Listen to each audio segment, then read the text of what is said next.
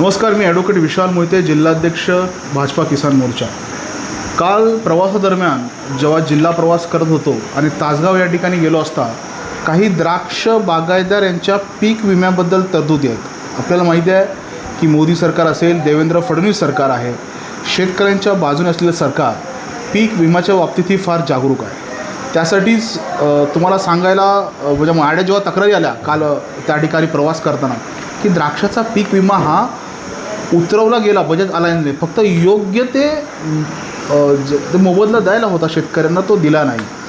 त्यामध्ये असं माहिती कळाली की त्या पीक विम्याच्या संदर्भात तक्रारी झाल्यानंतर जी तालुकास्तरीय तक्रार समिती आहे तिने शेतकऱ्यांच्या बाजूने पॉझिटिव्ह निर्णय दिलेला आहे।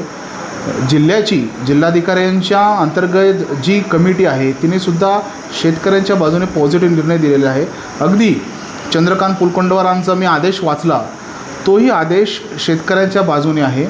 आणि आता त्या बजाज अलायन्स कंपनीने आता ते अपील राज्य सरकारकडे केलेलं आहे आणि त्याची राज्यस्तरावर जी समिती आहे त्यामध्ये सचिव, प्रधान सचिव, उपसचिव यांचं एक सगळे त्या ठिकाणी अध्यक्षस्थानी असतात आणि त्यामध्ये प्रामुख्याने स्थानिक आमदार म्हणजे ज्या भागाचा प्रश्न आहे त्या आमदार ही त्या समितीचा भाग असतो। सांगायचा मुद्दा असा की जो काही विषय आहे की द्राक्ष बागायतदारांचा पीक विमा 24पासून पेंडिंग आहे आणि सरकारवरती जे ब्लेमिंग होतं आहे, खऱ्या अर्थानं ती पीक विमा कंपनी अपिलामध्ये गेली, प्रोसिजरमध्ये गेली, कोर्टामध्ये एक समितीकडे गेली, कोर्ट स्ट्रक्चर्स आहे ते, त्यामुळे ते शेतकऱ्यांना मिळालं नाही। ज्या शेतकऱ्यांना मिळाला तो तुटपुंजी आहे, आम्ही नकार देत नाही, परंतु तो कमाल धारणेवरती आधारित असं म्हणणं आहे। परंतु आता ते सगळं राज्यस्तरीय समितीकडे हा विषय पेंडिंग आहे। लवकरात लवकर 2024, 25, 25, 26चा जो विषय आहे पीक विम्याचा तो मार्गी लावण्यासाठी राज्य सरकार कटिबद्ध आहे।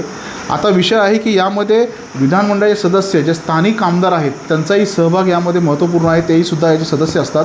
मला वाटतं की या गोष्टीची नोंद घेतली पाहिजे। सर्व शेतकऱ्यांना विनंती आहे की आपण या समितीचा निर्णय नक्कीच पॉझिटिव्ह येईल आणि लवकरात लवकर जे पीक विम्याचे योग्य पैसे असतील, जे काही असतील नुकसान भरपाई, ती आपणास मिळेल। पॅनिक होऊ नये, हे सरकार आपलं आहे, सरकारवरती विश्वास ठेवा। आगामी काळात पीक विम्याचे योग्य पैसे आपल्या खात्यावर जमा होतील। धन्यवाद।